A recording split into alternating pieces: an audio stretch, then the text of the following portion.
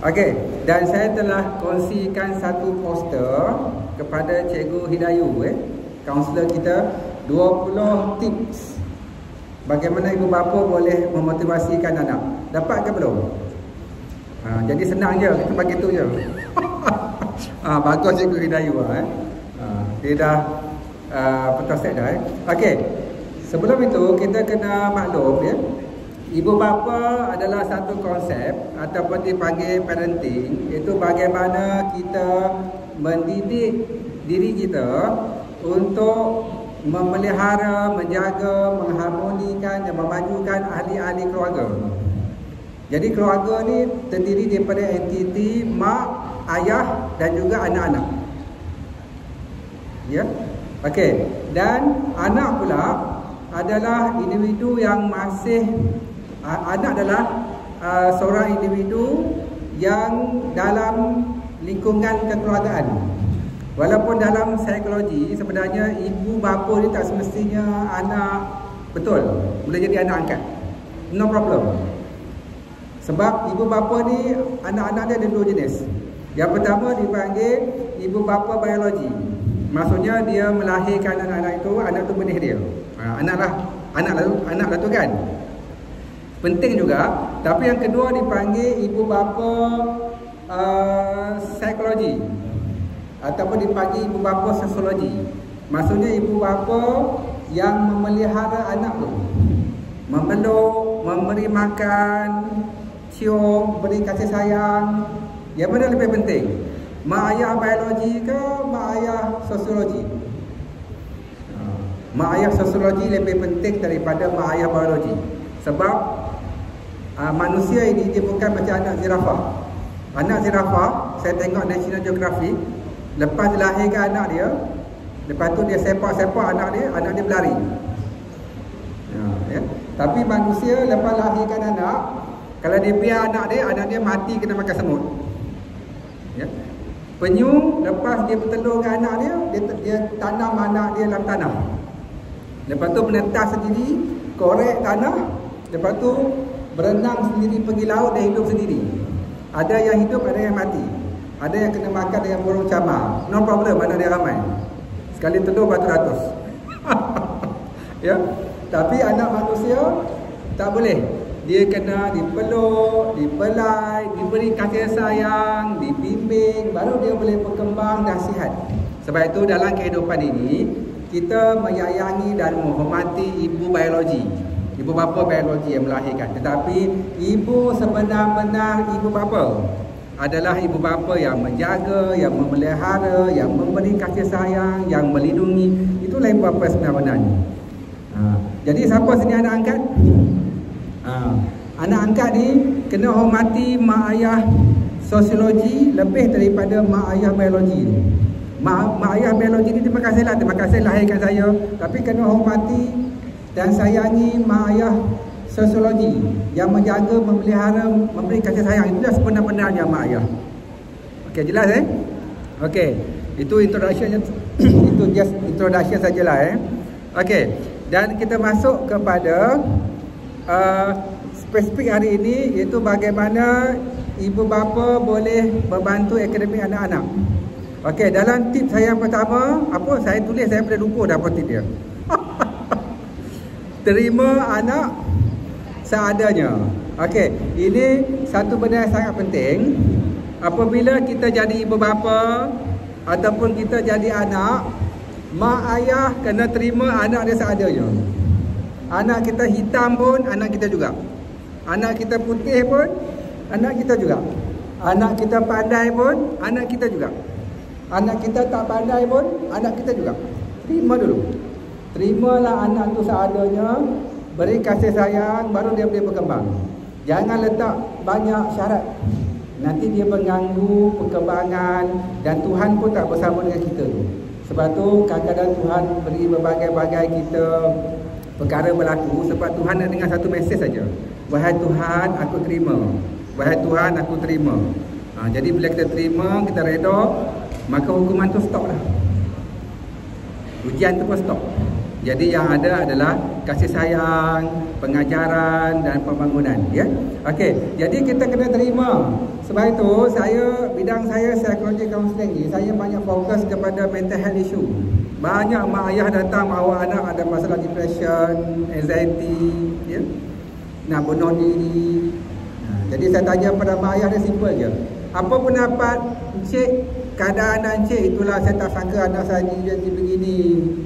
Jadi apa yang Encik rasa sekarang? Saya rasa susah hati, saya rasa menyesal, saya rasa marah, saya rasa kadang-kadang tu dia macam nak ambil tangan dia nak tunjukkan Tuhan. Wahai Tuhan, aku minta sikit je. Aku minta bahagia, aku minta anak aku baik. Kenapa anak aku jadi begini? Okey. Jadi itu ada ciri-ciri orang yang protes dalam kehidupan. Maka dalam keadaan ini sebenarnya yang perlu dirawat bukan anak. Siapa yang perlu dirawat? Yang perlu dirawat adalah ibu bapa dulu. Maka kita akan buat terapi, kita akan bantu ibu bapa itu bagaimana memelihara, bagaimana menerima anaknya seadanya. Ikut guna mic ya, suara ya, dia tak jelas. Pecah. Dia pecah-pecah. Okey, terima kasih. Ambil yang dalam pokok. Suara dia tak jelas ke belakang. Okey, tak apa. Tak apa. Okey. Ya. Okey, dengar suara saya. Jadi kita akan buat terapi pada mak ayah tu, bagaimana terimalah masalah anak dia.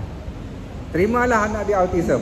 Terimalah anak dia ada masalah kelembapan akal pemikiran. Terimalah masalah akademik anak dia tu. Terimalah anak dia hitam, terimalah anak dia putih. Ya? Jadi bila kita terima, nanti Tuhan akan beri kita satu benda, iaitu anugerah ketenangan. Sebab kita tak lagi protes, tak lagi marah. Sebablah kehidupan ini, apabila kita protes, kita marah, kita benci, kita menolak, kita melawan, maka kita akan dapat satu kesakitan. Dalam psikologi, kesakitan menolak protes ini 10 kali ganda lebih sakit daripada masalah itu. Dan bila kita tak tenang, rasa gelisah, semua perancangan, semua planning tak jadi semua.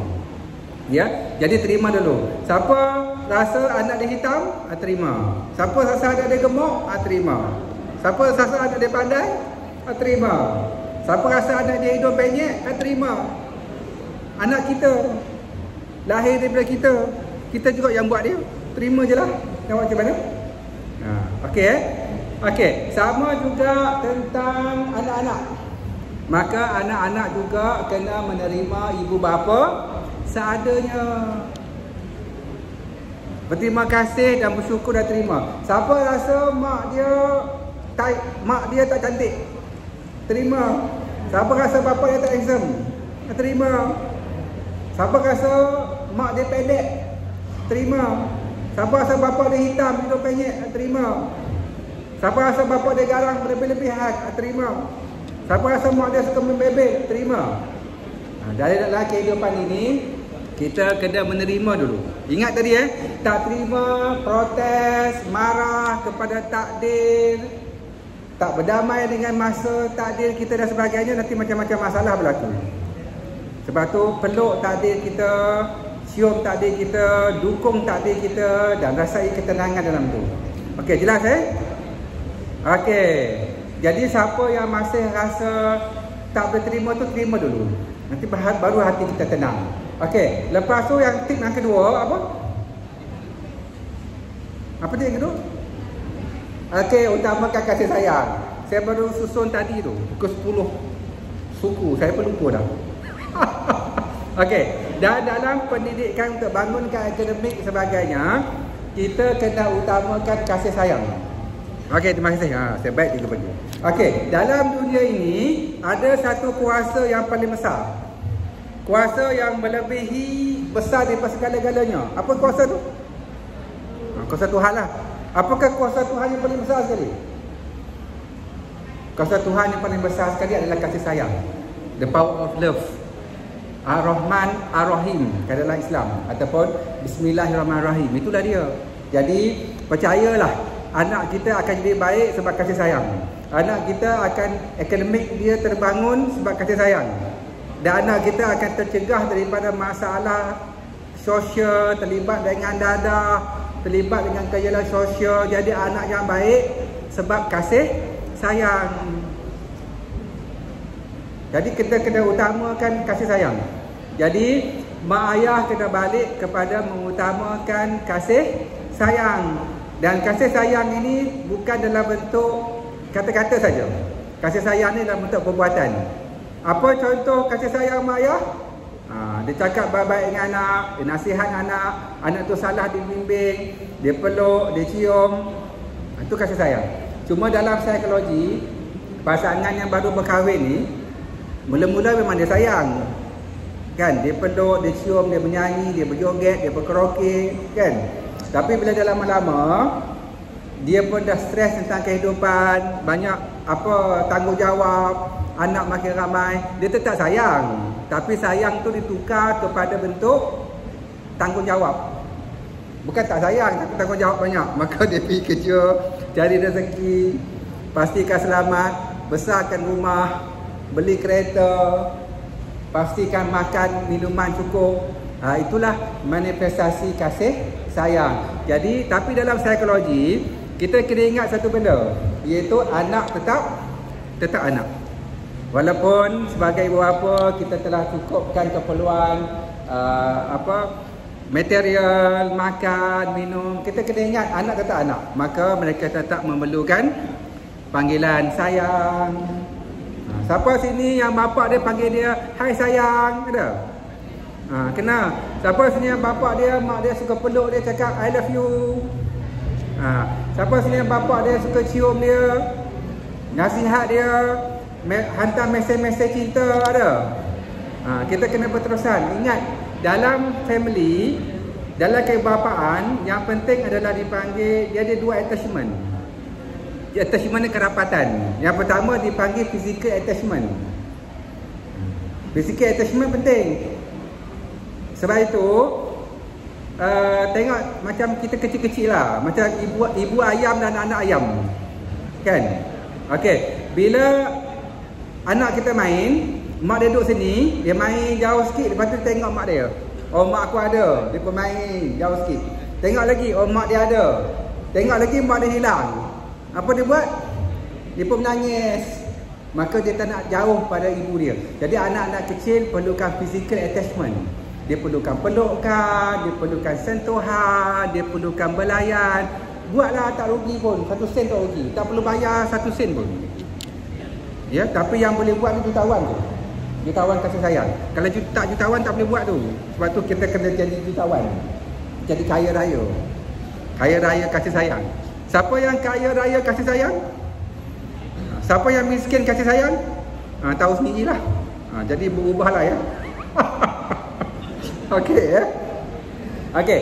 Jadi tapi bila anak-anak dah besar, dia masuk sekolah rendah, masuk sekolah menengah, dia akan survive sendiri. Dia tak perlukan lagi segi fizikal, dia tak perlukan sangat physical attachment tu. Ingat dia tengok mak dia tak ada pun dia pergi sekolah. Sebab tu bila sekolah tadika, kita hantar anak dia tengok ke tingkap, oh mak ada, oh mak ada. Lama-lama mak dia tak ada, dia tak kisah. Tapi physical attachment tu, image tu akan lekat dalam memori anak. Memori tu. Jadi dia pergi universiti ke, dia pergi sekolah ke, dia pergi kerja ke, dia pergi asrama ke, dalam fikiran dia ada imej ibu bapa dia. Berserta dengan kata-kata indah, pelukan, sayang, teguran, bimbingan, harapan, ataupun dalam psikologikal dipanggil memori-memori indah. Okey, sebab tu dalam kehidupan ini, tugas ibu bapa anak adalah apa? Mencipta memori-memori indah dalam kehidupan untuk menggantikan physical attachment supaya psychological attachment tu kuat. Maka dia pergi mana pun dia akan ingat ibu bapa dia. Okey, siapa dalam keluarga dia banyak memori-memori indah? Siapa dalam keluarga dia banyak memori-memori buruk, mimpi ngeri? Ya. Jadi kita kena ubah. No problem, kita boleh ubah lagi. Kita boleh buat lagi ya. Okey, jelas kan? Okey. Sebab itu kita kena utamakan kasih sayang. Tapi kita kena ingat juga, kasih sayang ini bukan bermaksud tak boleh marah, Bukan maksud tak boleh tengking, bukan maksud tak boleh pukul. Tapi marah dengan kasih sayang. Tinggikan suara dengan kasih sayang. Pukul dengan kasih sayang. Jadi kalau kita marah, tinggikan suara, pukul dengan kasih sayang, kesan dia lain. Kesan dia kerapatan emosi, dia cepat sedar, dia rasa disayangi, dia rasa dia ambil berat, lain. Sebab tu kita jangan marah waktu marah. Jangan marah waktu marah. Marah waktu tak marah. Tapi marah. Kena buat tu. Tapi kena marah juga sebab dia buat salah. Okey. Tapi kalau kita marah dengan kasih sayang, marah dengan kesedaran, marah tu jadi indah, jadi memori indah, jadi kesedaran, jadi dia rasa insaf, jadi rapat, jadi ambil berat. Jadi apa-apa pun yang keluar daripada kasih sayang Tuhan walaupun satu zarah.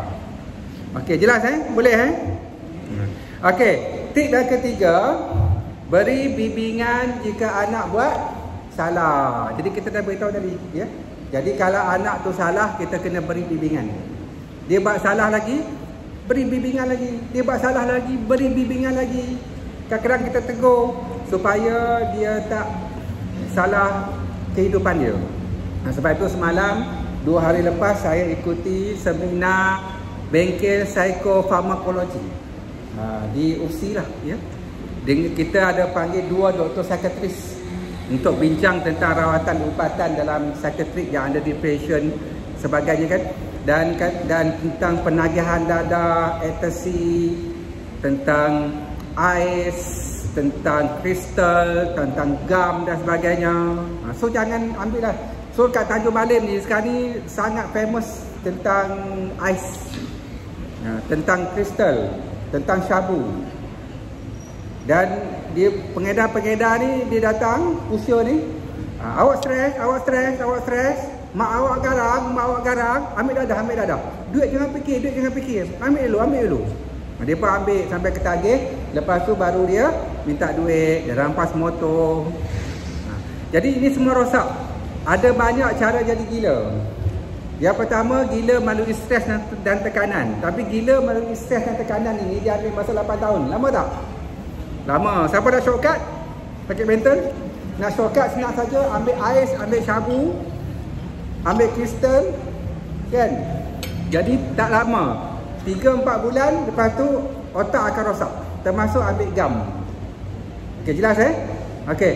Sebab bila dia ambil gam atau syabu tu, bila dia sedut saja chemical tu masuk dalam hidung dia akan terus direct ke saraf otak. Sampai ke saraf otak tu, maka saraf otak tu akan membeku. Dia akan terganggu dengan chemical.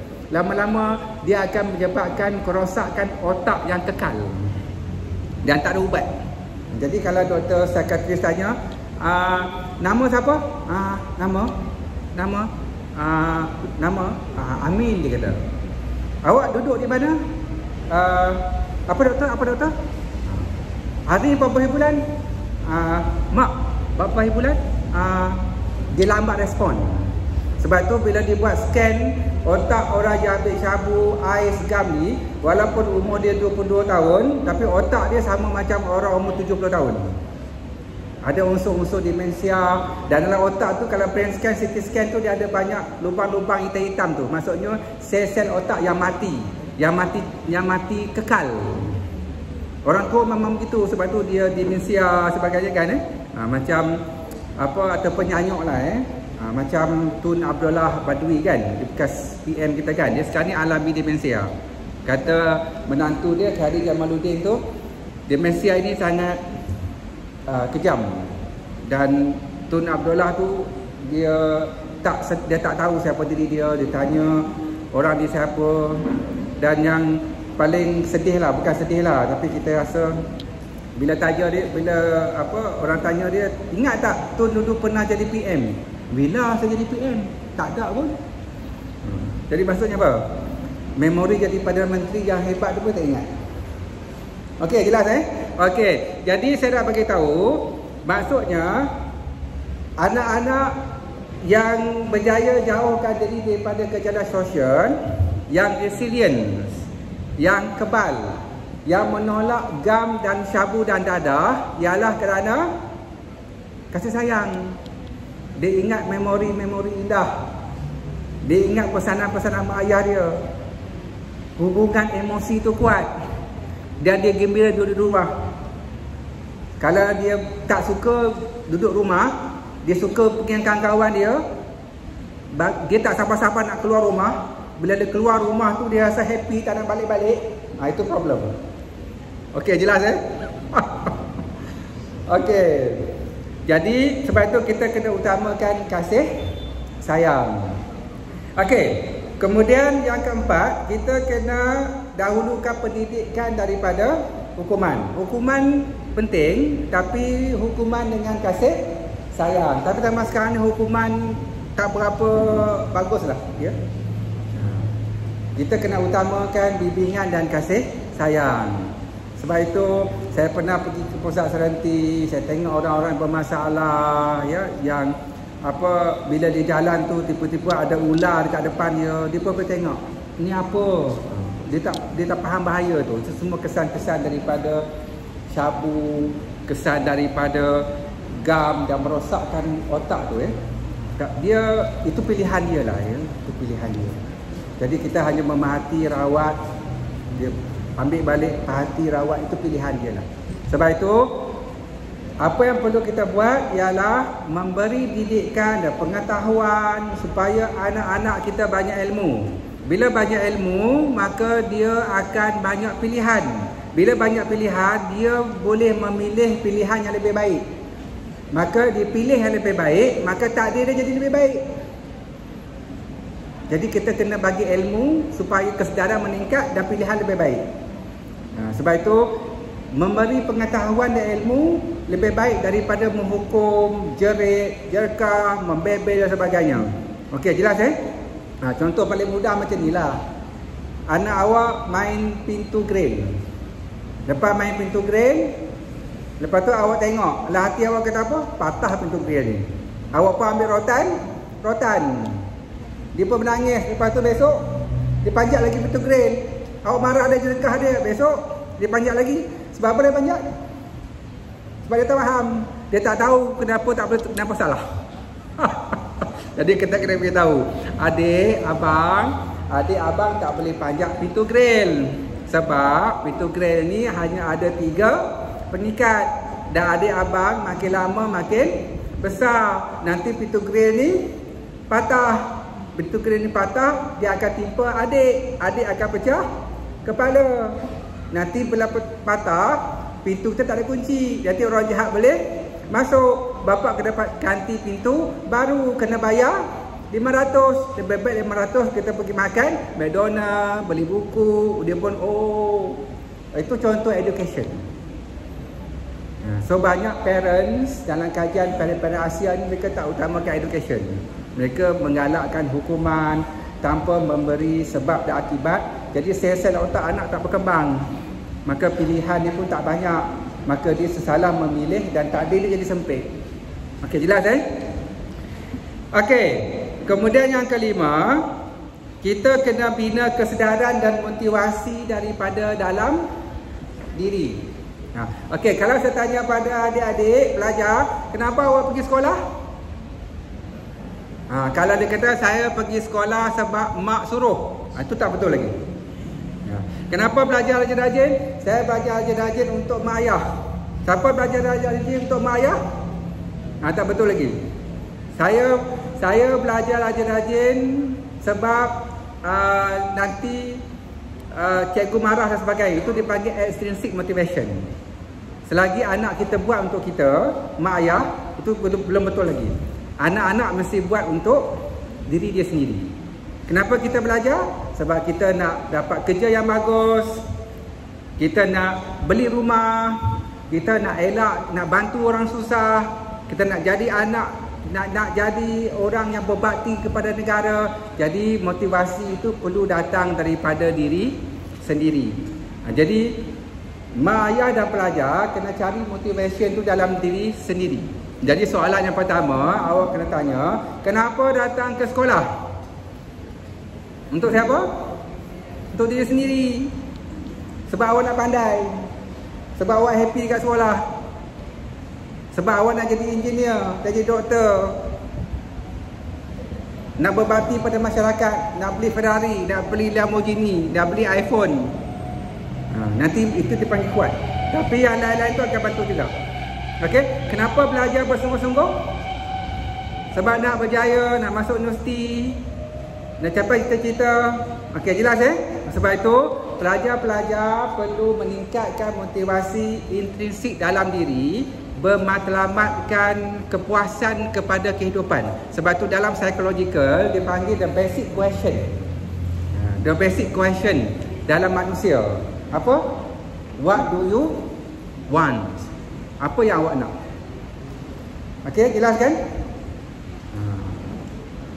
Itu kalau spesifik lagi tu dia ada aktiviti tu, banyak benda tu kita kena bagi tahu Okey. Kemudian yang lain tu 6, mak ayah jangan banding-bandingkan anak. Kalau kita banding-bandingkan anak pun boleh bandingkan mak ayah. Kenapalah bapa aku ni tak macam bapa jiran sebelah. Kalau kita kata anak ni kenapalah kau hitam, anak kita pun boleh kata kenapalah bapa dia tak handsome. Jadi terimalah seadanya. Okey, dan jangan pilih kasih. Siapa yang rasa mak ayah dia pilih kasih? Pilih kasih ni sangat negatif. Saya dulu masa saya pergi sekolah, saya buat sesi kaunseling dengan pelajar yang mangsa anak pilih kasih. Bangsa anak pilih kasih ni dia punya air mata dia macam air paip. Sedih sangatlah mak ayah dia banding-bandingkan dia pilih kasih, sayang kakak dia, sayang dia tak sayang dia, kesian.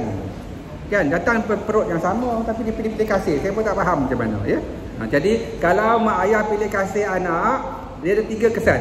Yang pertama, anak tu tak akan rapatkan mak ayah. Dia menjauhkan diri. Yang kedua, hubungan adik-beradik tak baik. Sebab dia rasa kakak dia rampas kasih sayang mak dia, abang dia rampas kasih sayang bapak dia. Dia akan bermusuh-musuhan dan boleh sampai hari tua bermusuh-musuh. Tak baik. Jadi punca pada mak ayah lah, jangan salah anak. Dan ketiga, dia boleh menyebabkan masalah depression, anxiety, kesihatan mental, psychological terganggu. Dia jangan pilih kasih lah Walaupun kadang-kadang tu kita memang sendirinya sebagai mak ayah, anak ni ambil berat tentang dia, anak ni suka senyum, anak ni garang sikit, memang kita rasa macam suka anak ni lebih, kurang anak ni lebih, ada kan? Tapi tak boleh tunjuk. Kalau peluk dua-dua, beli hadiah dua-dua, senyum dua-dua. Okay, jelas sebab dia akan mengganggu pembelajaran dan akademik anak-anak. Okey, yang ke-8 tip dia ialah bantu anak untuk jauhi gejala sosial. Ini sangat bahaya. Sebab otak kita ada satu saja. Fokus ke satu saja. Apabila kita fokus kepada akademik, berperiksaan, maka kita akan dapat fokus dan bangunkan akademik. Tapi kalau akademik anak-anak tinggal separuh lagi tu dia fikir nak merokok, seronok konten, kan? Maka dia tak boleh fokus. Sebab tu dalam hidup ni kebanyakan orang-orang berjaya, jutawan, billionaire, pencipta-pencipta inovasi, mereka banyak kembangkan the power of focusing. Macam mana kita fokus, konsisten, istiqamah untuk capai sesuatu. Jadi adik-adik kena fokuskan, ibu bapa dan pelajar-pelajar kena fokuskan 100% untuk akademik. Perpiksaan tinggal lagi berapa minggu? 3 minggu tak sampai sebulan kan? Dengan oral dan sebagainya. Jadi kena fokus. Siapa adik-adik pelajar yang bercinta? Sekarang ni tinggal sikit bercinta tu. Kena fokus akademik. Jadi bercinta sekejap, ingat boyfriend girlfriend. Bercinta sekejap, ingat boyfriend girlfriend. Nanti tak boleh fokus. So kena fokus. Okey. Dan sama juga, siapa yang suka main game, main handphone, jangan kurangkan main game, kurangkan main handphone. Kena fokus, nanti terganggu. Sebab itu masalah budak-budak remaja hari ini yang mak ayah pun kadang-kadang pening nak pantau, iaitu handphone. Jadi fokus, the power of focus. Ingat tadi, awak fokus, awak berjaya untuk siapa? Untuk diri awak juga. Awak jadi engineer untuk apa? Untuk awak juga. Awak dapat gaji mahal, beli rumah untuk apa? Untuk awak juga. Bukan untuk mak ayah. Mak ayah makin tua, lama-lama dia mati. Sekarang pun dia tua, kan? Jadi mak ayah dah kerja, dah ada pencen, dah ada gaji, dah ada kereta, dia dah okey dah. Jadi awak belajar banyak-banyak sebab awak perlukan kerjaya, awak perlukan gaji, awak perlukan duit, awak perlu beli rumah, anak-anak awak nak sekolah, perlu beli baju, nak pergi melancong, nak beli kereta yang bagus. Jadi belajar dan fokus untuk diri kita sendiri. I love myself. Lepas tu baru kita fokus kepada orang lain. Okey, jelas Okey, jadi siapa yang ada handphone, yang pertama bila awak nak belajar, handphone itu mesti mute ataupun tutup semua notification. Ini tengah-tengah belajar, tik-tik ada WhatsApp masuk. Tengah-tengah belajar, tik-tik WhatsApp masuk. So tak boleh tu, nanti mengganggu. Tutup semua notification. Dan lebih bagus, kalau awak nak belajar, ikut timetable awak. Kalau awak nak belajar pukul 8 malam sampai 11 malam. Fokus. Maka 8 sampai 11 malam itu, handphone letak jauh-jauh. Ya, tutup handphone. Kalau tutup handphone pun awak tengok, ambil handphone tu balut dengan plastik, bubur getah. Lepas tu letak mesti sejuk. Ya, supaya dia tak mengganggu pandangan mata kita, tak ada bunyi, dan kalau kita ambil, dia off. Kalau kita ambil, dia terbungkus, kita tak boleh buka. Sayangkan diri adik-adik. Nak main handphone sampai muntah, mainlah, tapi lepas SPM. Nak main handphone, nak main game sampai terkangkang pensan, mainlah, tapi lepas habis exam. Sebelum exam kena fokus kepada peperiksaan. Kata nanti awak menyesal nanti. Bila menyesal kemudian tak ada gunanya. Menangis sampai keluar air mata darah pun tak ada gunanya. Pas itu pas. Masa tak boleh patah balik. Ya. Jadi pelajar-pelajar kena faham tu. Mak ayah tak boleh kontrol sepenuhnya tu. Jadi kita kena ada self monitoring. Kita ada self determination. Kita kena kawal diri kita sendiri. Mak ayah boleh cakap, boleh tegur, jangan main handphone, jangan main game, tidur malam. Tapi kalau awak nak main handphone, awak main game, mak ayah tak boleh kontrol sepenuhnya. Tapi kesan buruk tu awak yang dapat. Kerosakan daripada motivasi, pencapaian akademik jatuh tu awak yang dapat. Mak ayah perhati je lah. Dan kita akan dapat daripada apa yang kita usahakan. Awak belajar banyak, dapatlah A. Awak belajar sikit, dapatlah C. Tuhan tu maha adil. Jadi kena belajar banyak-banyak. Fokus. Okey, jelas Okey. Jadi jauhkan handphone, jauhkan game, dan jauhkan boyfriend girlfriend seketika. Sebab tu girlfriend boyfriend yang paling bagus, boyfriend girlfriend yang sebenar-benarnya adalah yang memahami. Okay, you nak exam, I tak nak kacau you exam. Ya. Girlfriend boyfriend yang paling tak guna ni, time exam time tu dah kacau. Itu clash tu, minta clash. Cari lain. Ya. Jadi kita kena saling memahami, sokong menyokong. Okey, jelas Okey. Dan jauhi gejala sosial yang mengganggu hidup kita ni. Jadi jangan terlibat sangat dengan pelajar-pelajar yang bermasalah dan sebagainya. Dulu saya ada satu kawan masa saya sekolah dulu, dia sangat pandai. Semasa dia UPSR, dia lebih pandai daripada saya. Dia lebih straight A daripada saya. Dan semasa PMR pun dia lebih banyak A daripada saya. Tapi masa SPM saya lebih bagus daripada dia. Dia tak bagus. Ya, bila dia jumpa saya, dia rasa dia tersalah memilih kawan. Dia salah memilih kawan. Dia pilih kawan yang suka bersembang-sembang, berpoya-poya, pergi mandi sungai, pergi sana sini, sembang, tak pentingkan akademik, kurang mengulang kaji. Sampai dekat-dekat periksa tu baru dia sedar. Lepas tu dia cuba belajar tapi dah terlambat. Tapi kawan dia panggil lagi, lepak sana, lepak sini, main gitar sana, main gitar sini. Akhirnya akademik dia tak bagus. Dia tak dapat pergi ke tempat universiti yang prestige yang dia suka. Ya. Dan masa tak boleh patah balik. Sebab itu kurangkan dan jangan bergaul dengan pelajar yang tak fokus akademik. Dan awak kena fokus kepada akademik. Awak kena betul-betul pulun. Dan percayalah kata saya, dalam tempoh sebulan C boleh bertukar menjadi A, B D boleh bertukar menjadi A. E juga boleh bertukar menjadi A. Saya dah saksikan banyak dah, tak mustahil. Yang penting fokus, belajar, tukar gaya pembelajaran, buat banyak latihan, tanya kalau tak faham, banyak belajar sendiri, pergi tuition. Kalau tuition tak faham, tanya cikgu. Lepas tu buat sendiri lagi. Dah ada pelajar yang cemerlang, sometimes nak pergi tuition pun tak faham. Tak nak, saya tak nak pergi tuition. Apa yang cikgu ajar tu basic. Saya nak belajar sendiri kat rumah. Dia memang betul. Dia belajar sendiri, dia menandaah, dia kaji formula, dia buat kerja rumah, dia buat latihan tubi. Itu A+ tu. Itu super power tu. Itu lebih bagus, 10 kali lebih bagus daripada tuition tu. Tuition ini hanya untuk bantu jika awak tak boleh belajar sendiri dan jika awak tak boleh terokai permasalahan menyelesaikan sendiri. Tapi kalau buat sendiri, buat sendiri. Tuition berapa jam? 1 jam, 2 jam, 3 jam cikgu bantu. Tapi kejayaan sebenar daripada diri, hati, kehendak, minat, kesungguhan diri sendiri. Itu tak siapa boleh halang tu. Dia perlu ketekatan dalam hati tu. Dia perlu kesungguhan tu. Okey, jelas Okey.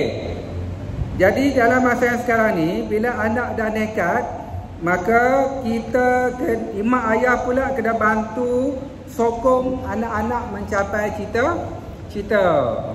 Ini penting. Jadi bila time nak belajar, anak-anak kena belajar, mak ayah jangan bergaduh kat rumah, suruh jaga adik, suruh masak, suruh basuh pinggan banyak-banyak. Siapa sini yang duduk rumah kena basuh pinggan? Siapa ni duduk rumah kena jaga adik, asuh adik? Ya? Boleh, tapi mak ayah kena kurang sikit, kena berkorban sikit. Sebab sekarang ni fokus lebih kepada akademik. Masak sikit-sikit, basuh pinggan sikit-sikit tu okey lah Tapi jangan ganggu learning time. Learning time ni kalau ikut psychological, dia 45 minit tu. Dia rehat sekejap, lepas tu 45 minit. Tapi kalau tu konsisten, dia boleh pergi 2 jam. Kalau betul-betul motivasi dia kuat, dia boleh pergi sampai 3 jam, 4 jam straight saja. Otak dia betul-betul fokus dan alpha untuk akademik tu. Jadi jangan ganggu fokus tu. Biar dia belajar betul-betul, biar dia fokus. Dia tengah-tengah belajar, adik nangis, jaga adik, tengah belajar, kena basuh pinggan, kena masak. Masak bukan pula untuk orang, masak pula untuk itu sebagainya Jadi kita anak-anak kena berkorban untuk diri mereka, mak ayah juga kena berkorban dan biar anak fokus kepada akademik. Dalam akademik, dia sangat signifikan dengan learning time. Learning time, kita kena banyakkan learning time. Maksudnya, kalau selama ini siapa yang belajar 1 jam? Tak cukup. Siapa belajar 2 jam? Tak cukup. Siapa belajar 4 jam? Tak cukup. Awak kena belajar minimum 6 jam. Satu hari fokus 6 jam. Baru boleh excellent. Maksudnya tak masuk pembelajaran sekolah. Balik sekolah pukul berapa? Pukul 2. Okey, 2, 3.30 belajar sampai pukul 3.30 belajar sampai pukul 5.30. Rehat sekejap. Tapi kalau awak motivasi, awak bagus, awak rajin, terus belajar sampai maghrib, tak apa, no problem. Okey, lepas maghrib belajar lagi pukul 8 sampai pukul 11-12. Dia selang-seli dengan rehat saja. Jadi belajar sikit, main banyak, belajar sikit, tengok TV banyak, masih tengok cerita-cerita Korea bersiri-siri tu tak payah. Nak tengok cerita Korea bersiri-siri tu boleh, no problem. Tengoklah lepas SPM sampai pensan tak apa. Sebelum SPM kena fokus. Belajar betul-betul. Masa tak boleh putar balik. Okey, jelas Okey, jadi kita kena belajar minimum 4 jam. Ideal nak excellent kena belajar 6 jam. Campur siang, petang, malam. Sebab tu bagi orang pelajar yang excellent, pelajar yang cemerlang, yang motivasi dia kuat, sampai satu ketika dia satu rasa tu, masa sayangnya masa, tak cukupnya masa nak belajar. Sampai nak makan pun dia rasa sayang, tak nak belajar. Nak main handphone dia rasa rugi, nak fokus pada belajar. Nak buat itu pun rugi. Masa dia sangat berharga, masa tu emas sebab dia nak belajar. Siapa yang rasa macam tu? Siapa rasa macam tu, tu A+. Awak kena rasa macam tu. Tapi kalau awak rasa belajar penat, belajar letih, itu awak kena bina balik matlamat tadi. Mak ayah kena kembali kepada kasih sayang, sokongan, galakkan emosi dan intrinsic motivation. Kita belajar bukan untuk orang lain. Kita belajar untuk diri kita sendiri. Kita capai cita-cita bukan untuk orang lain. Kita belajar cita untuk diri kita sendiri. Mak ayah ni hanya menumpang je. Dia tengok awak berjaya, duit banyak, kerja bagus, hati dia senang. Itulah anugerah paling besar dia dapat. Dia tak nak duit awak pun. Tapi awak lebih memerlukan hidup itu sebab hidup awak panjang lagi. Jadi awak belajar sungguh-sungguh untuk diri awak sendiri. Ya, fokus Okey, jadi bantu dan sokong capai cita-cita. Okey, sekarang ni semua pelajar dah ada cita-cita ke belum?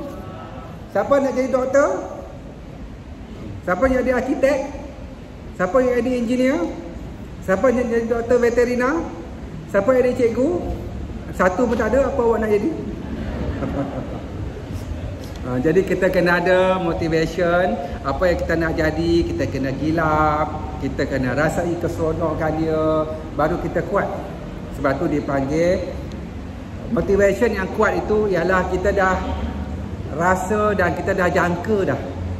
Dan kita dah seronok dah dengan apa impian kita, apa yang kita nak jadi. Sebab itulah hidup ni antara benda yang paling penting ialah the power of imaginary.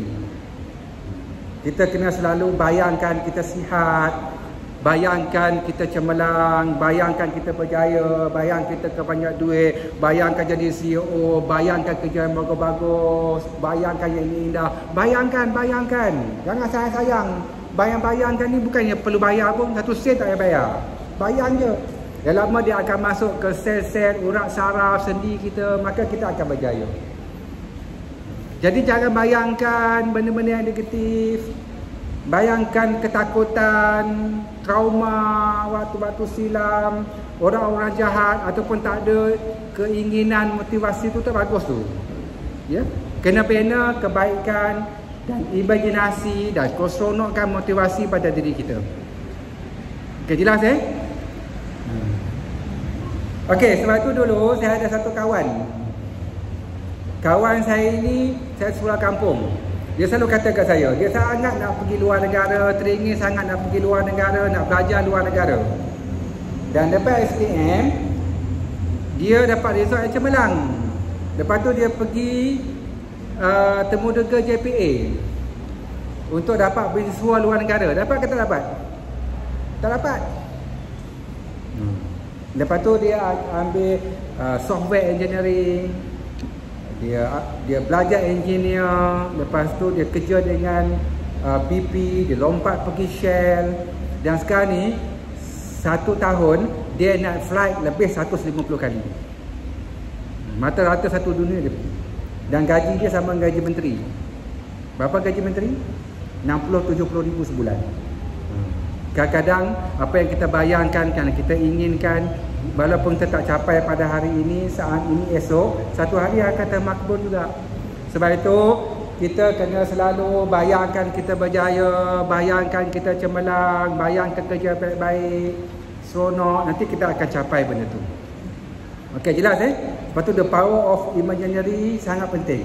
Sebab itu kadang-kadang kita bawa budak-budak student ini pergi ke tempat-tempat yang menarik, kilang-kilang, tengok CEO, pergi konsep-konsep, tengok engineering, tengok architecture, tengok tempat-tempat yang indah, lautan sambil belajar. Itu bukan apa, nak membina imaginary, nak membina kejayaan.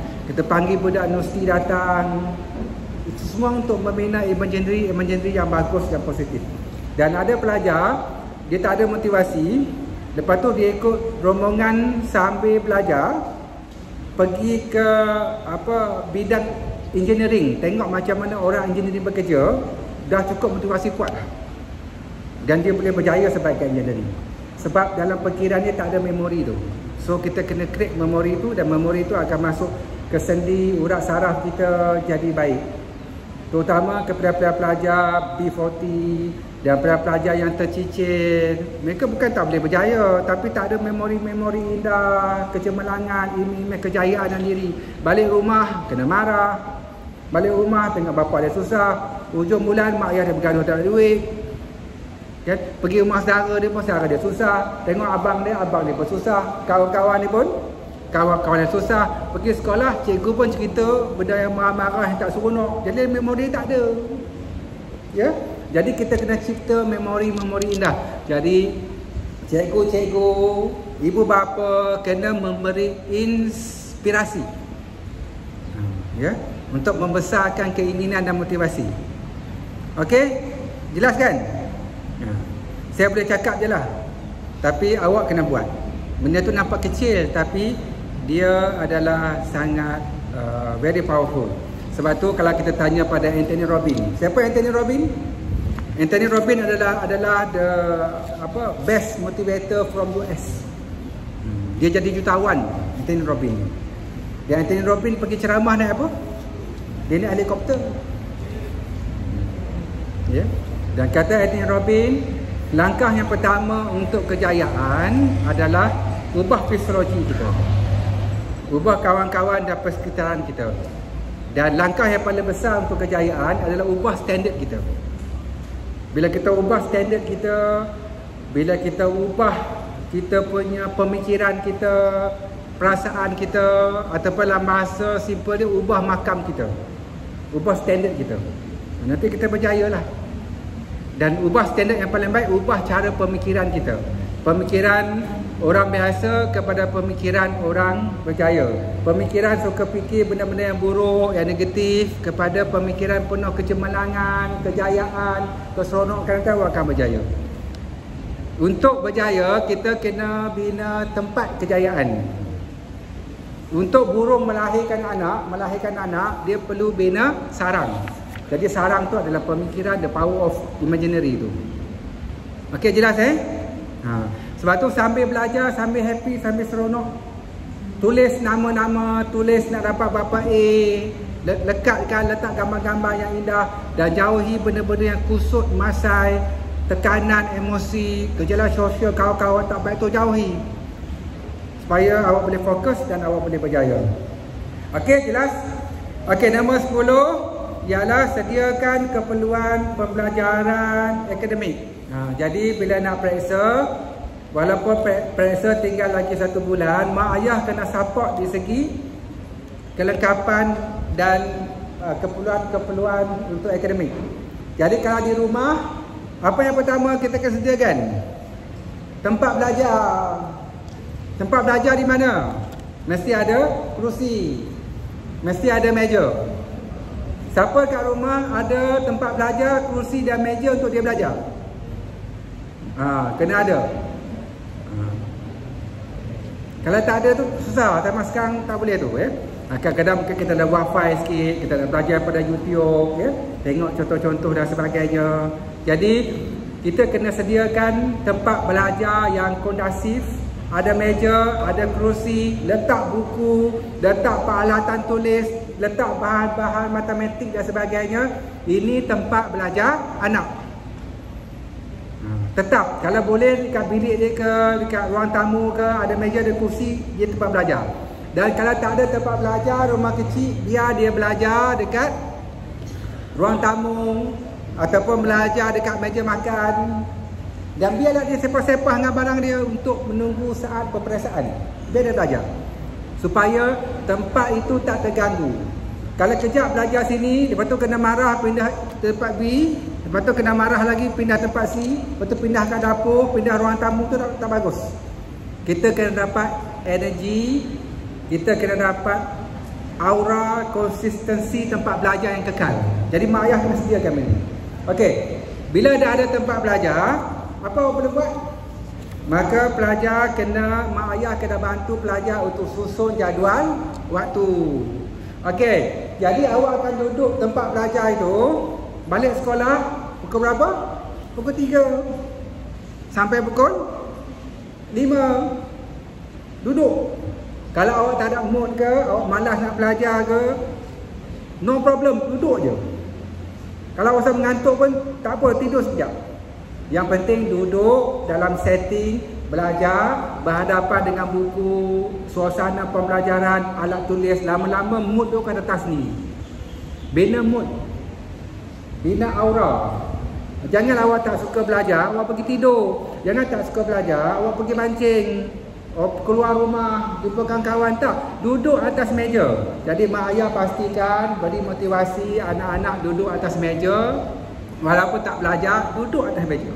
Lama-lama nanti dia ambil pen, dia conteng. Lama lagi dia buka buku sikit-sikit. Lama nanti dia belek-belek. Lama-lama automatik dia akan datang belajar. Sebab kita sediakan environment. Sebab tu mak ayah kena ingat satu benda. Kita hanya boleh menyediakan tempat belajar, motivasi belajar. Tapi mak ayah tak boleh paksa anak belajar. Belajar tu sendiri. Sebab tu dia belajar untuk diri dia. Macam mana sayang pun kita pada anak kita, macam mana kita sanggup berkorban pun pada anak kita. Kalau dia demam, nak sembuh, siapa kena makan ubat demam? Anak kena makan ubat demam. Mak ayah tak boleh tolong makan ubat demam Panadol untuk anak. Sial anak aku demam, makan satu Panadol. Sial anak aku demam, makan Panadol. Lama-lama mak ayah lalu makan Panadol je. Anak tak sembuh demam. Ya, jadi kalau ada anak nak berjaya, mereka kena belajar. Kalau mereka nak fokus peperiksaan, mereka kena cari motivasi, mereka kena fokus. Mereka yang kena baca, mereka yang kena hadam, mereka yang kena hafal, mereka kena buat formula, mereka kena buat latih tubi, mereka kena fokus tanpa putus asa, berusaha latih tubi, ulang-ulang supaya hadam ilmu tu. Mereka kena buat sendiri. Itu tak boleh paksa tu. Tak boleh paksa tu. Tapi ibu bapa boleh menyediakan tempat belajar, motivasi, dia make sure dia duduk di tempat belajar itu untuk konsisten dan dapatkan aura belajar. Jadi adik-adik belajar, kalau mak ayah kata, Amin, setiap hari duduk sini belajar, maka marah tak pada mak ayah? Tak. Sebab apa mak ayah buat begitu? Sebab sayang. Sebab dia nak awak berjaya. Tak ada mak ayah yang tak sayangkan anak. Tak ada mak ayah yang tak buat yang terbaik. Semua mak ayah buat yang terbaik. Cuma caranya lah. Kadang-kadang dia pukul. Saya pernah jumpa satu dengan mak tu. Dia ada masalah depression, anxiety, PTSD. Dia suka pukul anak dia. Tapi lepas pukul anak dia menangis. Betul dia pukul lagi. Betul-betul dia menangis. Sampai anak dia jumpa dia takut. Dia kata kalau buat lagi begini, masuk 15-16 tahun besok, anak puan dapat mental health sama macam puan. Nangis. Maksudnya dia sentiasa jadi ibu ayah yang terbaik. Dia cuba jadi terbaik. Tapi setakat itu saja yang dia mampu. Okay. Tapi dia kena cuba lagi. Belajar kemahiran, kawal diri. Dan akhirnya supaya benda tu tak beralih pada anak dia lah. Ya? Okey, jelas Okey, jadi sediakan keperluan pembelajaran akademik. Dan anak-anak kena fokus belajar. Dan wujudkan pembelajaran yang selesa dekat rumah. Maksudnya tempatnya khas, kerusi, buku. Jadi waktu sekarang kalau anak-anak kata tak ada pen, mak ayah kena beli. Kalau kata tak ada buku latihan, kena beli. Tak ada geometri, kena beli. Nak belajar online, nak pergi tuition, kena hantar, kena berkorban sikit lah. Dan saya percaya satu benda lah, saya tengok kawan-kawan saya tengok adik-adik saya, apa yang kita korbankan tu berbaloi lah. Tuhan akan berikan apa yang kita buat. Saya dah satu kawan pensyarah, sama pensyarah. Mengajar kejap, pergi ambil anak sekolah. Mengajar sekejap, pergi ambil anak sekolah. Petang-petang hantar anak tuition. Lepas tu ambil anak tuition. Lepas tu malam kan hantar anak tuition. Lepas tu buat tuition. Itu je kerja dia. Dan saya tengok dia tak kejar sangat. Profesor Maya ni tak kejar sangat. Dia yang sibuk nak hantar anak dia je. Tapi anak dia 3 orang jadi doktor. Banyak pergi luar negara. Lepas tu saya dapat kepahaman. Ya, betul. Tuhan akan memberi kepada kita apa yang kita usahakan. Tuhan tu Maha Adil. Berkorban sikit lah untuk anak-anak. Lebihkan sikit lah belanja, hantar tuition. Belilah keperluan dia. Buanglah masa sikit ambil anak, hantar pergi tuition, hantar pergi sekolah. Peluklah, berilah motivasi, spare lah masa sikit. Tak rugi pun. Apa yang kita buat, itu yang kita dapat. Tapi kalau awak tak buat, kalau kita tak fokus, kalau kita abaikan, kita expect lebih-lebih, kalau Tuhan beri tak adil pula. Kan? Jadi buat dan beri dan berkorban. Dan Tuhan Maha Adil, apa yang kita buat kita akan dapat. Ya? Sebab tu Tuhan beri kita peluang ni sama je. Bila kita lahir ke dunia ni, kita sedut udara. Best tak sedut udara? Best. Setiap orang sedut udara yang sama. Tak adalah Ali sedut udara grade B, Akau sedut udara grade C, Minah sedut udara grade D. Tak ada. Tuhan bagi kita udara sama je. Tuhan maha adil. Tuhan tak pernah pilih kasih. Dan kita bangun pagi, kita nampak cahaya matahari. Cahaya matahari kena tubuh badan kita. Dan Tuhan tak pilih kasih. Rumah A dapat cahaya matahari, rumah B tak ada cahaya matahari. Sekolah Khair Johari dapat cahaya matahari grade C. Sekolah lain dapat cahaya matahari grade A. Tak ada. Tuhan beri cahaya matahari sama. Cahaya matahari menyinari setiap rumah dan setiap sekolah. Tuhan maha adil. Jadi pencapaian kita, perbezaan dia sebab bagaimana kita bersyukur dengan cahaya matahari, kita gunakan cahaya matahari, kita maksimumkan penggunaan otak kita berusaha, kita tekun, kita belajar, kita fokus, kita abaikan benda-benda negatif. Itu tentukan kejayaan kita. Itu yang tentukan adik-adik pelajar-pelajar dapat A ke B, A ke D, A ke C. Iaitu tahap usaha kita. Yang lain semua sama. Itu cikgu lah. Cikgu masuk kelas, ajar sama. Tapi ada orang faham, ada orang tak faham. Ada orang dapat A, ada orang dapat C. Bergantung kepada usaha kita. Sebab itu, setiap pelajar jangan pedulikan orang lain. Jangan pedulikan aspek benda-benda lain. Dalam masa sebulan, 2 bulan ini fokus. Majukan diri. Gunakan maksimum otak. Gunakan ruang masa dengan maksimumnya. Hargai setiap saat yang hadir. Gunakan peluang jumpa cikgu, pergi tuition, bertanya, buat kerja bersungguh-sungguh. Awak akan berjaya. Dan bila awak berjaya, nanti awak boleh pilih apa-apa sahaja program yang awak minat. Dan jika awak dapat straight A, awak berpeluang dapat beasiswa JPA. Dan bila awak dapat straight A, awak duduk rumah, awak akan dapat surat tawaran beasiswa. Tak payah minta. Beasiswa Shell, beasiswa JPA, beasiswa itu ni sebagainya. Orang cemerlang, orang cari dia. Tapi orang yang tak cemerlang, nak ambil program yang diminat pun susah. Ya? Tapi tahulah awak punya tahap maksimum awak. Dalam akademik, kebanyakan universiti, termasuk UPSI, apa-apa hal dia nak matematik, satu subjek matematik mesti kredit. Nak masuk TESOL ke, counselling ke, bio ke sebagainya, satu subjek matematik mesti kredit. Jadi kalau awak rasa awak lemah math dengan admath, kalau boleh buat dua-dua, buat dua-dua. Tapi kalau tak boleh, kita kena bijak lah. Fokus pada math saja. Math modern. Fokus math modern, fokus math modern, fokus math modern, dapat kredit. Sebab syarat dia salah satu subjek matematik kredit. Takut nanti kalau awak tertinggal banyak, awak tetap fokus dua, math dengan math tambahan, math dengan math tambahan, tapi nanti dua-dua pun tak kredit. Ya? Tapi kalau mampu buat dua-dua kredit. Saya dulu ada satu kawan, dia jadi accountant sekarang. Kaya raya dia. Dulu dia kata kat saya, dia kata, "Aziz, aku ni bagus SPM sebab math saja." Wah, dia memang terror math lah. Math tu mainan dia lah, math tu game. Math, fizik semua A+. Itu otak dia memang otak matematik lah. Ya. Tapi ada orang math ni pening kepala. Tapi math perlu kredit. Kadang awak tak boleh pilih subjek yang awak minat. Ya. Okey, kemudian bantu anak susun jadual waktu. Dan untuk susun jadual waktu, mak ayah kena sit down dengan anak. Okey, Amin, Siti, peperiksaan tinggal lagi sebulan lebih. Sekarang ni Amin kena banyak belajar. Mari kita buat jadual waktu bersama. Paling bagus buat collaboration. Kerjasama. Jangan guna autoriti sangat. Okey. Jadi balik sekolah pukul 2, Amin nak belajar kat mana? Okey, saya nak pergi tuition. Boleh? Okey, tuition di sekolah pukul 3 sampai pukul 5. Okey, balik tuition, balik tuition, korban sikit lah. Okay, ambil tak ambil belajar pukul 6 sampai pukul 7. Boleh? Malam, okay, malam belajar pukul 8 sampai pukul 11.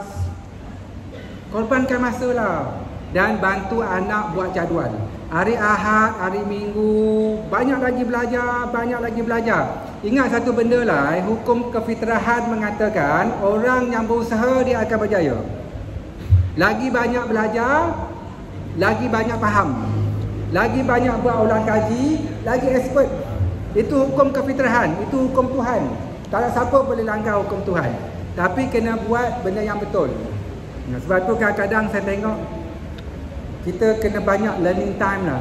Sebab tu ada juga saya tegur sekolah-sekolah kan, surah asrama ke surah agama, budak nak exam, dia sibuk hari-hari baca Yasin. Lepas tu paksa budak buat qiyamulai, baca doa, suruh makan kismis hari-hari.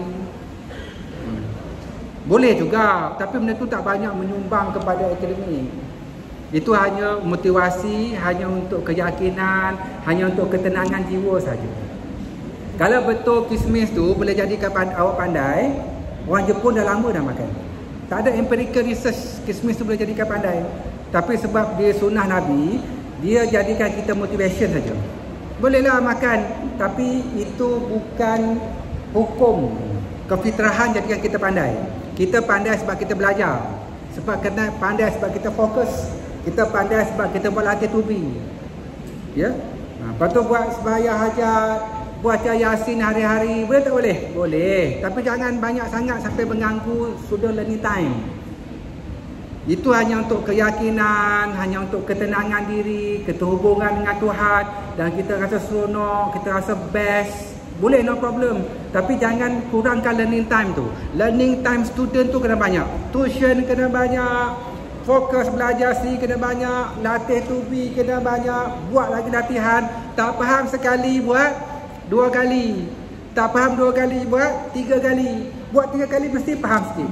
Tak faham 3 kali buat 5 kali. Lepas tu buat 6 kali. 6 kali ni confirm faham. Sebab keinginan daripada dalam. Sebab keinginan awak sendiri. Tuhan tu maha adil. Awak berusaha, awak nak, awak bersungguh-sungguh, Tuhan akan beri. Mustahil Tuhan tak beri. Sebab sifat Tuhan tu maha memberi. Yang penting kita kena berusaha. Okey, jelas Okey, jadi buat jadual belajar dan pastikan awak fokus belajar. Tapi walaupun anak dah ada jadual belajar, anak-anak, adik-adik dah ada tempat belajar, dah ada buku, dah ada tuition, tetapi tetap perlunya unsur flexibility. Jangan rigid sangat. Sebagai manusia biasa, kadang-kadang kita letih. Maka letih kita kena berehat. Siapa sini rasa jemu belajar? Kalau awak rasa jemu belajar, itu benda yang sangat buruk. Kita tak boleh jemu belajar. Tetapi kita boleh ada satu istilah penat belajar. Penatnya belajar. Penatnya membaca. Sebab sifat manusia biasa kita penat. Jadi bila kita penat, kita berehat, pergi minum air, main dengan adik, jalan-jalan depan rumah. Lepas penat, motivasi kita lagi meningkat, kita belajar lagi. Lepas tu penat berehat, penat sikit belajar, berehat, pergi minum air. Tapi motivasi kita tetap tinggi, kita belajar lagi. Kita hanya perlu rehat pemikiran dan rehat jasmani untuk dapatkan semula tenaga belajar. Tapi tak pernah jemu belajar. Tapi kalau pelajar kita, anak-anak kita mula rasa jemu belajar, pegang buku pun tak seronok, tak minat dengan itu, tak minat itu, bahaya tu. Ya, so tak boleh jemu belajar. Belajar itu adalah keseronokan. Belajar itu happy. Belajar itu adalah nikmat. Membuat matematik tu macam buat puzzle. Setiap kali dapat jawapan tu seronok, nikmat, rasa nak melompat-lompat. Siapa yang rasa macam tu? Bagus. Praktis. Nikmat nanti awak sihat tu. Kalau macam cikgu lah, pergi sekolah tak minat, pergi sekolah rasa malas, pergi sekolah rasa macam nak balik cepat. Kalau tak datang minat, keseronok kata lama-lama dah hati naik, pemikiran muram, tak seronok. Lepas tu mula nak marah, lepaskan pada anak murid, tak sihat tu. Sebab tu dalam kehidupan ni, apa yang perlu kita cari adalah keseronokan, kebahagiaan dan ketenangan. Maka kita buat dengan seronok, kita buat dengan bahagia, kita buat dengan gembira. Orang tak suruh buat pun kita buat juga. Sebab apa kita buat? Sebab kita happy, sebab kita seronok. Macam itulah adik-adik belajar. Belajar dengan happy, belajar dengan seronok, belajar dengan tenang. Salah no problem, buat lagi. Sentiasa inspirasi. Penat berehat, buat lagi, belajar lagi. Lama-lama kita pasti berjaya. Keseronokan mempunyai hubungan yang sangat signifikan dengan kejayaan. Keseronokan adalah sangat signifikan dengan motivasi dan kejayaan. Jadi cari keseronokan dalam belajar. Jangan stres berlebih-lebihan. Enjoy dengan perjalanan kita. Ya, sebab itu dalam kehidupan ini, adik-adik pelajar semua dan mak ayah siapa adik-adik ambil SPM sekali je. Kecuali lah dia ambil SPM 2 kali kan. Sekali je. Jadi lalui zaman keseronokan belajar SPM dengan penuh memori indah. Lalui setiap cabaran dia, pergi jumpa cikgu, tanya, buat latih tubi, seronok, jadi memori-memori indah. Nanti bila kita dah habis, kita senyum je. Teringat zaman belajar, best, seronok, happy, kawan-kawan, cikgu. Oh, seronoknya. Barulah jadi penawar. Barulah jadi hidup ini indah. Barulah kita menikmati. Jadi jangan stres. Buat sekadar mampunya sahaja. Dan dalam pencapaian akademik, sama juga dalam sukan. Kita tak perlu letak target yang besar. Kalau sekarang awak fail sejarah sebab awak tak kuasai 8 bab, awak jangan letak target untuk dapat A dan kuasai semua bab. Nanti awak stres. Jadi kita cerakinkan pecah kecil-kecil. Saya tak kuasai 8 bab. Hari ini saya nak belajar 1 bab. Belajar 1 bab. Oh, dapat, faham, berjaya. Cukup, syukur. So, lagi 2 hari, belajar lagi 2 bab. Lama-lama habis 8 bab. Ya. Jadi letak target yang kecil-kecil dan beri reward kepada kejayaan kita. Nanti kita akan mudah dapat kejayaan. Sebab itu antara masalah dalam akademik yang menyebabkan burnout, yang menyebabkan tekanan dan berbantu akademik adalah stres dan tekanan dalam akademik. Dan tekanan dalam akademik banyak berlaku kepada anak-anak pelajar hasil daripada very high expectation. Mesti dapat A, mesti dapat A, mesti target itu, mesti target ini. Dan dia cuba capai target tapi tak dapat, dia kecewa. Dia cuba lagi capai, orang cakap, orang kata ni risau tu risau ni, lama dia bermasalah, nanti dia tak boleh cemalang. Sebab tu target ikut kemampuan kita. Okey, jelas itu saya pergi buat ceramah dekat polis, dekat Shah Alam. Itu semua polis-polis besar tu datang. Ya. Pakulah, star lah. Ya. Jadi bila habis ceramah tu, ada satu polis ni datang jumpa saya. Dia kata, Prof, anak saya ada dekat universiti ni, dia ada depression, anxiety, dan kadang-kadang tu dia naik bangunan nak terjun, nak bunuh diri. Saya kata, kenapa berlaku begitu? Bila Prof dah cerita tadi, saya dah faham dah. Sebab very high expectation, tekanan dalam akademik, maka anak tu dapat depression, anxiety. Dia kata masa anak dia ambil peperiksaan UPSR, kan dulu kan peperiksaan UPSR tu mak ayah semua duduk depan kan, sebelah pelajar. Lepas tu cikgu-cikgu akan umumkan pelajar dapat 5A, datang seorang-seorang kan. Jadi bila sekolah umumkan pelajar dapat 5A, dia panggil seorang-seorang, anaknya tak masuk. Pelajar dapat 4A, anaknya tak masuk 5A. Bapa dia bangun, tendang kerusi, jalan. Dan dia diam. Okay. So tu saya sebut, terima anak seadanya. Yang penting pelajar dan anak-anak kita buat yang terbaik, belajar yang terbaik, fokus yang terbaik, beri yang terbaik. Dan selepas itu, apa-apa keputusan dia, kita kena terima dengan hati yang terbuka. Jangan lagi marah, jangan lagi ungkit, jangan lagi tak terima, jangan lagi tunjuk masam muka. Nanti anak stres tu. Dulu banyak budak-budak pergi kantong diri tu. lepas dapat keputusan, dia berusaha betul-betul, dapat keputusan, tak dapat straight A, mak ayah masam muka, tak bercakap dengan dia bergantung diri. So sangat bahaya dari segi perkembangan psikologikal anak.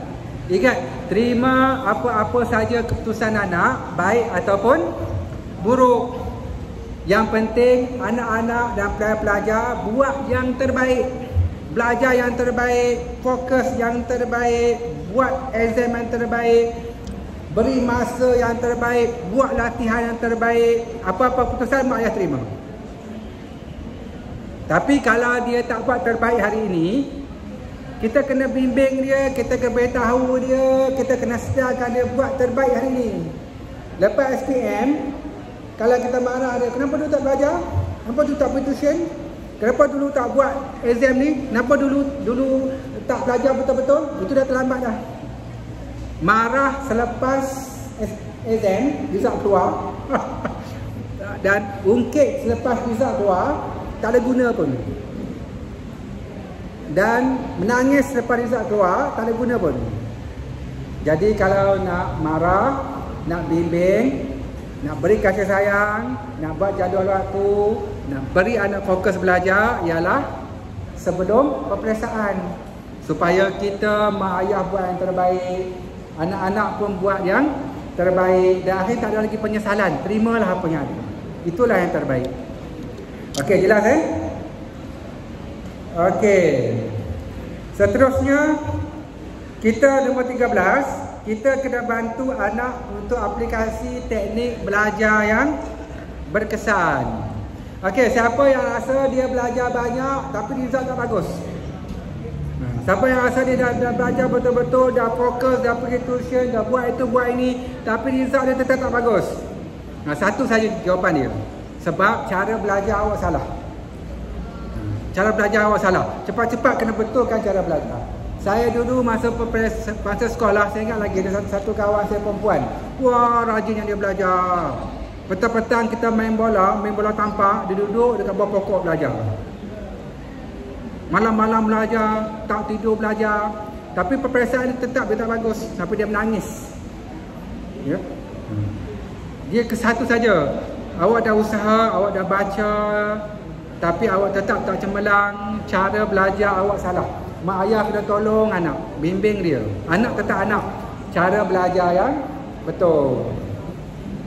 So banyaklah cara belajar yang betul. Sama ada kita belajar melalui visual, kita belajar melalui perbuatan, kita buat nota ringkas, kita buat mind map, kita tulis isi-isi penting. Ya. Itu nanti kaunselor sekolah tu patut dah, saya percaya tu dah ajar banyak tu pilihan-pilihan, dan akhirnya kita buat, kita testing yang mana yang paling baik sesuai untuk diri kita. Baca. Dalam buku teks tu, tak kisahlah buku teks bio ke, buku teks bahasa Melayu ke, buku teks sejarah ke, yang sampai 200-300 muka surat tu, tak semua keluar exam. Kebanyakan tu bukan intipati utama je. Tak pernah kesentuh lah exam. Itu semua hanya konsep-konsep saja. Jadi bila peperiksaan makin hampir, membaca buku teks sebenarnya sangat salah. Nak baca buku teks, nak buat ulang kaji nota buku teks awal-awal tahun dulu. Bila dah hampir peperiksaan, teknik belajar yang paling bagus, yang semua pelajar cemerlang sebab dia satu saja, iaitu apa teknik dia? Apa? Buat soalan tahun lepas, latih tupi. Buat soalan tahun lepas, latih tupi, buat soalan objektif, buat soalan subjektif, buat soalan subjektif. So semak balik 10 tahun, 15 tahun punya peperiksaan fizik, peperiksaan kimia, peperiksaan matematik, peperiksaan sejarah. Tengok 15 tahun, 10 tahun punya soalan-soalan lepas. Dan ambil setiap soalan itu jawab. Tak faham tengok buku, catat buat nota. Tak faham tengok buku, catat buat nota. Sehingga dapat saja mana-mana soalan tahun lepas, awak dah tahu jawapan dia. Tengok soalan tahun lepas, objektif awak dah tahu jawapan dia. Tengok soalan apa-apa pun, soalan tahun lepas awak dah tahu dah jawapan dia. Masa tahu awak dapat A. Jadi cara membaca intipati ilmu yang paling cepat, paling bagus, paling berkesan saat peperiksaan adalah buat latihan tahun lepas. Sehingga apabila dikeluarkan 10 tahun soalan tahun lepas dan awak buka semua soalan itu, tak ada soalan yang awak tak tahu, masa tu saya jamin awak dapat A+. Belajar soalan tahun lepas, buat latih tubi, dan soalan ni kadang-kadang soalan yang sama je, cuma ayat dia putih-putih. Macam cikgu-cikgu, penitia tu semua tahu dah tu, ya. Okey, jelas Jadi jangan buang masa lagi baca buku teks. Jangan buang masa lagi baca ekor, baca kulit, baca buku. Baca intipati ilmu. Intipati ilmu berada pada soalan-soalan tahun lepas. Dan soalan-soalan tahun lepas mesti buat latih tubi berulang-ulang. Dan jika awak boleh fokus dan jawab semua